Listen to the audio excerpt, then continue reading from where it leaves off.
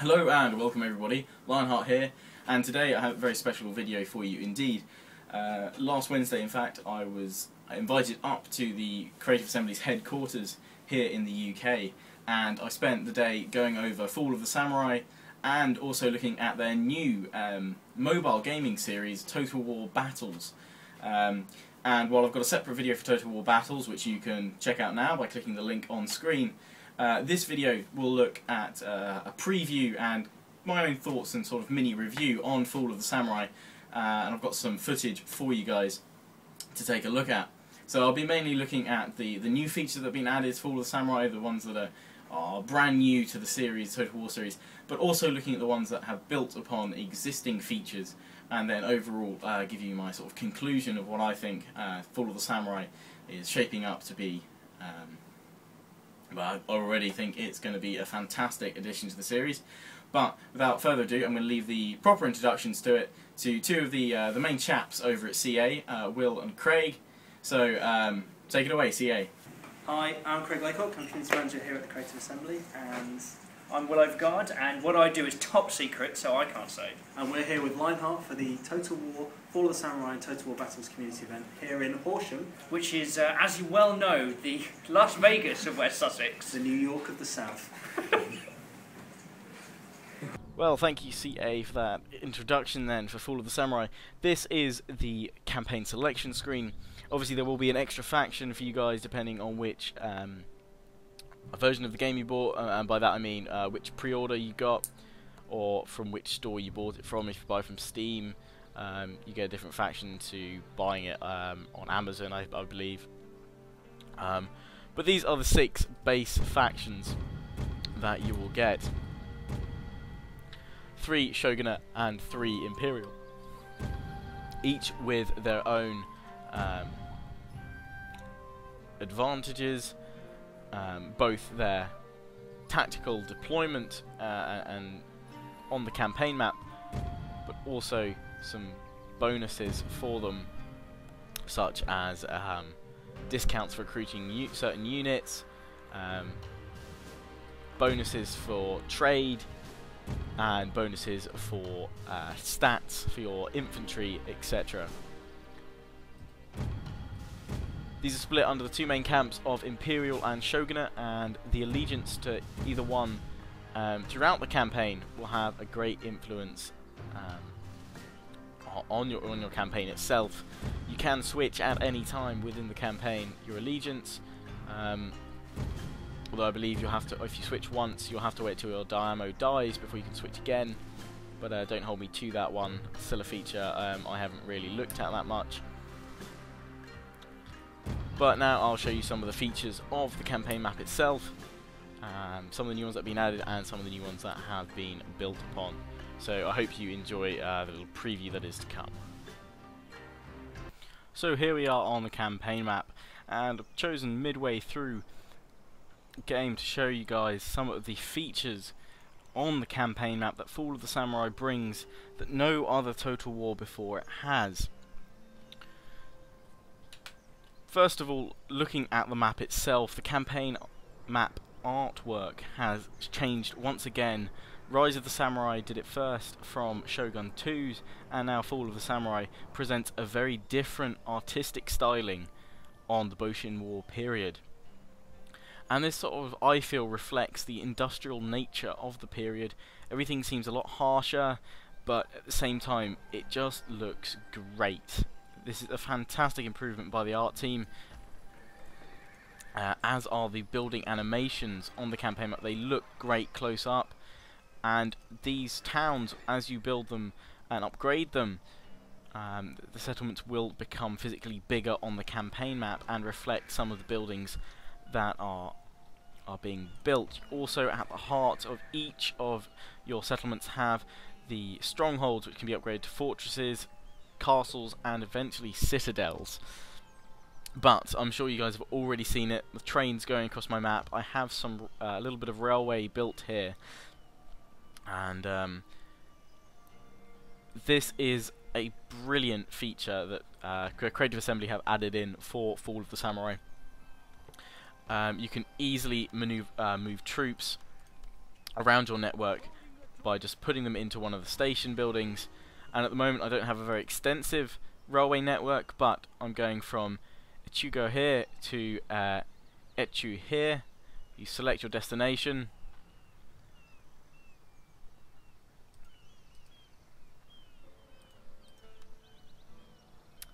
and click travel, and you see the little train goes across, and my army is here ready to move again. Railway network obviously has its bonuses for your towns as well. You have impressive bonuses to your wealth and per turn city growth, all reflected in the town panel. So not only are they useful for moving troops around, they're also huge economic boosts for your cities. Gone are the extensive network of trade ports that you found in Shogun 2 around the map, but instead ports have been given a bit of an overhaul, and there is far more importance placed on them. The campaign map itself is also slightly larger. These small islands in the southwest and generally the west available now with small clans on them, so you can now conquer the entirety of Japan fully. And also in the north, these provinces are now available for conquest. The extensive railway network extends across the whole of the main island of Japan, and if you can link them all up, you will have an impressive advantage over your enemies. One of the other new features are the use of navies, and you have the option now, even though I can't move this ship, when you want to attack a town, you can bombard the target as well, which will launch an impressive artillery strike from your ships onto the local settlement. Another new feature are the addition of several new agents. The Shinzengumi work to incite revolt against your enemies and allies, and convert them to your cause, either imperial or shogunate. And my agent has done well by displaying this feature by failing to do so. Another agent you have is the foreign veteran. These can be recruited once you have a trade port.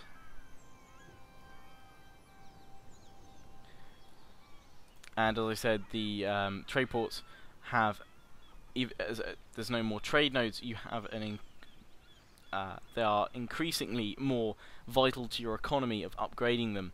Not only do they allow access to more trade routes, but they allow access, or rather open up the West to your trade. The British, American and French are all available as trading partners, and by building one of their trading districts you open up a plethora of bonuses, from new elite line infantry to huge, gigantic ironclad warships, as well as improved economic standing. This all works to modernize your clan, and there are 4 levels of development, each of them having their own bonuses for achieving, but they directly correlate to your technological development as a clan. You have 2 main sets of technology to pursue: civil and military. Obviously, if you really are desperate to get those Gatling guns, the first route you'll really want to look is getting all the way down to modern army, which allows you to unlock the impressive and devastating Gatling gun. These are awesome, and I'll show you a land battle featuring some of them shortly, but so too are civil policy technologies. Foreign affairs is the one you want to go for if you want to open up the West to the British, French and Americans and build some of their impressive elite line infantry and ironclad warships. This also opens up the way to building national railway companies, and as you've already seen, the use of railways can effectively move your troops from one front to another in the blink of an eye.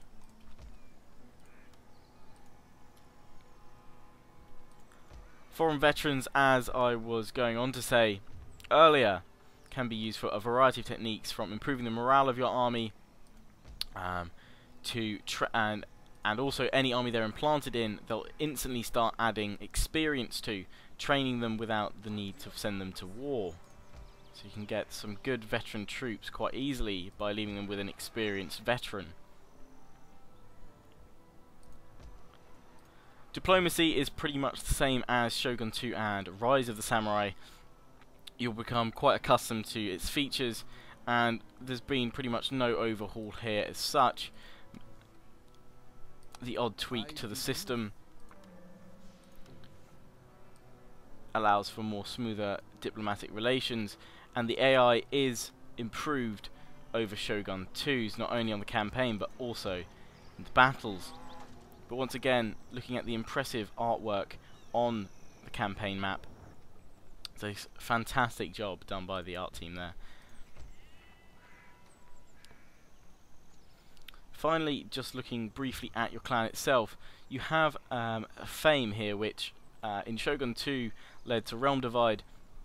Similarly, when you have enough fame, you will be facing a similar option where you can choose to rally behind the imperial cause, the emperor, the shogunate cause under the shogun, or and now this is quite a substantial challenge, form your own republic and fight it out for your own clan's dominance across the whole of Japan. But each level of fame allows further progression for your generals, as I will show. The first level of fame will unlock you the Inspector General for one of your generals. The next level, the Comptroller, then Chief of Staff, and finally Commander-in-Chief. Each of these having their own additions and improvements for your generals, from reducing the cost of men to their movement around the campaign map, to town growth and economy. But largely the clan system remains unchanged from previous Total Wars, but it accurately reflects the period and ties in some of the new features very nicely. That's all I've got to look at on the campaign map.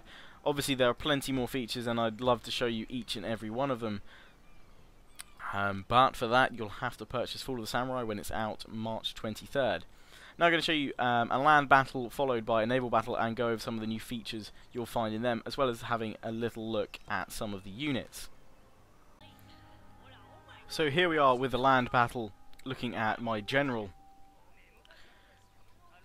Your generals will actually change according to the way you modernize your army on in the campaign game. They will change from traditional generals bodyguards of about 45 units to smaller bodyguards of around 18, that's if you're playing with large unit size at least, to these more modernized uniformed men with saber and revolver when they get in for close combat, as you can see by their range. My army consists of a range of units. I've brought some cannon, Gatling gun, carbine, Imperial Guard cavalry, which have carbines, and then a range of the Imperial and foreign elite infantry. And we'll have a look at some of these units briefly now. They look fantastic. Once again, some brilliant modelling here. The units look brilliant on the highest details. Here are the Gatling guns, and just for some of the detail on these hats, I mean, it looks impressive even when you zoom right in, I find.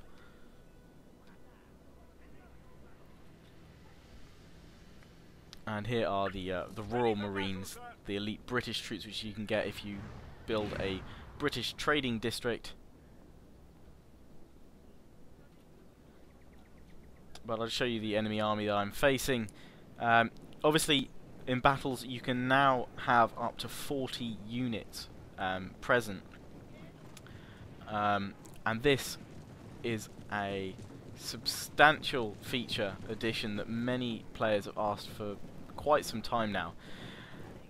The faction I'm playing against have chosen to bring mainly traditional forces of bow-catchy, katana-catchy and matchlocks, and they are being shot to pieces by my Armstrong cannons.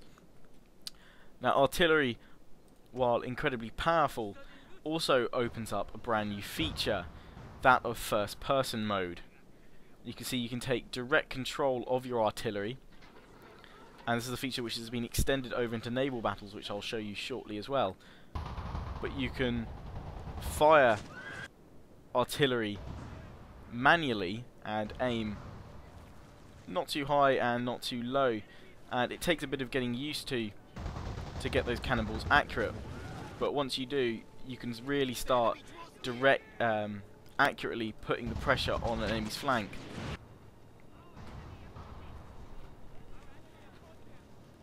It's a system that will only get better with time, I believe, and adds a great deal of fun to any battle you're in. However, you can't spend too long in it, because otherwise you're going to find, for the most part, you're watching your own men die. And you can see my Gatling guns absolutely shredding this cavalry charge of Yari-Kai. Only they didn't even make it. Gatling guns themselves can be controlled in first person mode as well.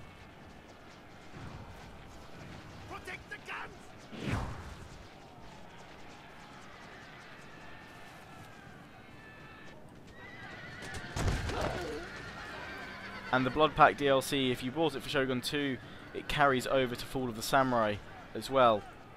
You have a variety of technologies which can be researched for in-game for your line infantry, such as suppression fire and kneel fire, which is sort of fire by rank. First rank will kneel and fire, and the second rank will provide a volley. So the Blood Pack ports over very nicely as well. As you can see, battles turn into huge bloodbaths when there are nearly 80 units in play. I only have just under 20 odd, I believe, but the enemy has far more. Artillery also has a different variety of shots. You've got shrapnel shot, which is quite effective, which I've missed showing. It won't show in first person mode, but it creates a an impressive shot of shrapnel spread fire. See if these Armstrong guns can fire on the enemy here. But land battles are once again a superb feature of Fall of the Samurai, a great addition. For those of you that loved the combat of Napoleon, Total War and even Empire, this is what will really set your enjoyment level to maximum, I think.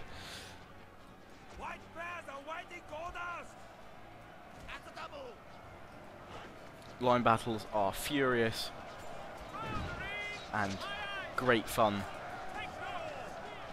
and once again carry on the fine tradition of Total War battles.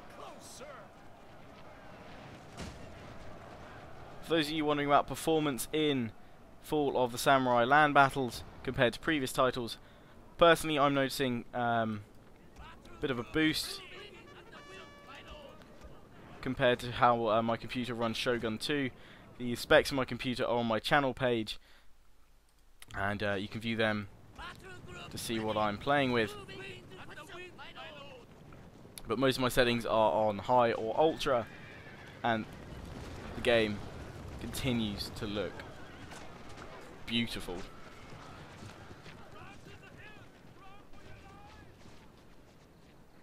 And as the smoke clears, you see the extent of the carnage by Gatling gun, rifle, and cannon.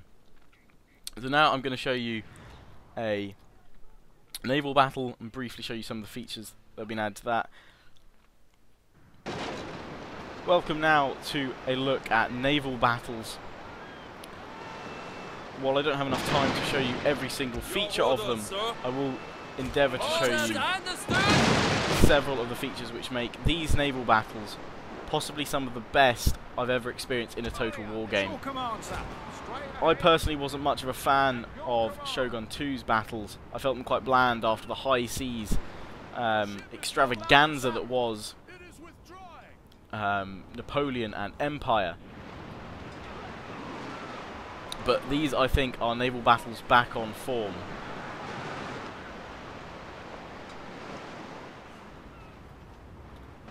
Once again, in naval battles, the first-person mode has been extended to them, and you can use them to direct devastating broadsides onto your enemy. There are a variety of ships, from light corvettes to heavy ironclads, that can ram into enemy ships. The most powerful of these ironclads, the Warrior class, gained by getting a British trading district. Particularly dangerous and devastating.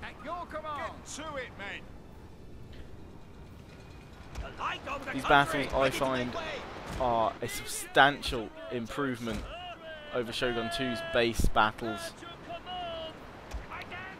And as you go through the campaign game, you'll be able to research more and more devastating technologies for your ships to engage in.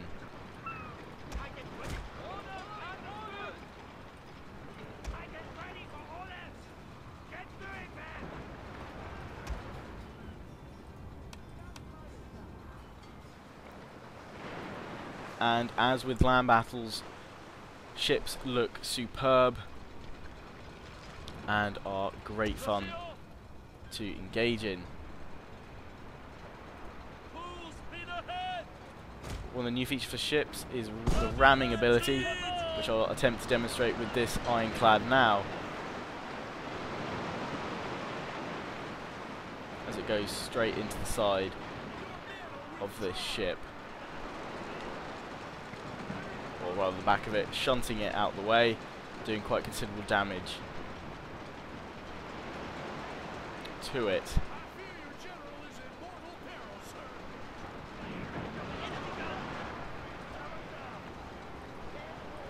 Naval battles for me are a key part of the game, and there's plenty of features that have been extended to them. One such feature which I can't show you in this preview is the coastal battles element of naval battles now, which after building certain trading ports and military ports, you'll have gun emplacements centered on the coastline, which can be used in a naval battle if you're defending a port with your own fleet against an enemy one. And that will allow you to fire off gun battery bombardments against ships at the same time as fighting with your ships.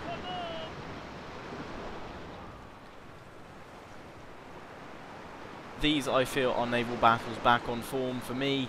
Naval battles in Shogun 2 were a bit bland for my taste, but these are exciting,